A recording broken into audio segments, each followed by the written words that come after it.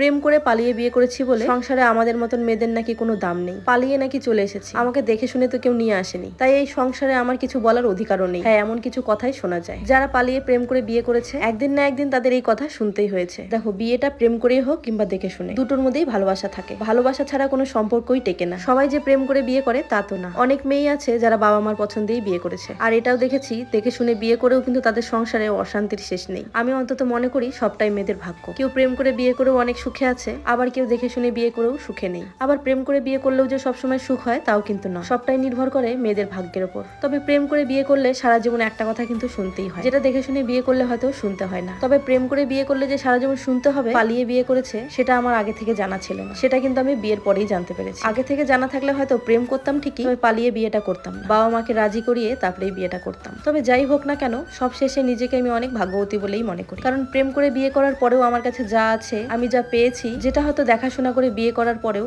অনেক মেয়েই পায়নি। তবে সবার ক্ষেত্রে কিন্তু সেটা নয়। যে মেয়েদের স্বামী ভালো সেই মেয়েরাই একমাত্র ভাগ্যবতী, আর স্বামী যার ভালো নয় সেই সব মেয়েদের আফসোস করা ছাড়া সারাটা জীবন আর কিছুই বাকি থাকে না। তবে প্রেম করে বিয়ে করেছি বলে সংসারে আমাদের সেরকম অধিকার নেই, সংসারে কোনো কিছুর প্রতি নাকি দাবি আমাদের থাকে না। হ্যাঁ, এরকম কথা কিছু কিছু মহিলাদের মুখ থেকে শোনা যায়। তবে আমি প্রেম করে বিয়ে করেও পুরো সংসারটাকে আমি আমার নিজের মর্জিতে চালাই। আর যে যাই বলুক না কেন, আমি অন্তত মনে করি যারা দেখাশোনা করে বিয়ে করেছে তাদেরও যেমন সংসারের প্রতি অধিকার আছে, প্রেম করে বিয়ে করা মেয়েদেরও সংসারে ঠিক ততটাই অধিকার থাকে। বিয়ে করার ধরনটা হয়তো আলাদা, তবে সংসার করার প্রতি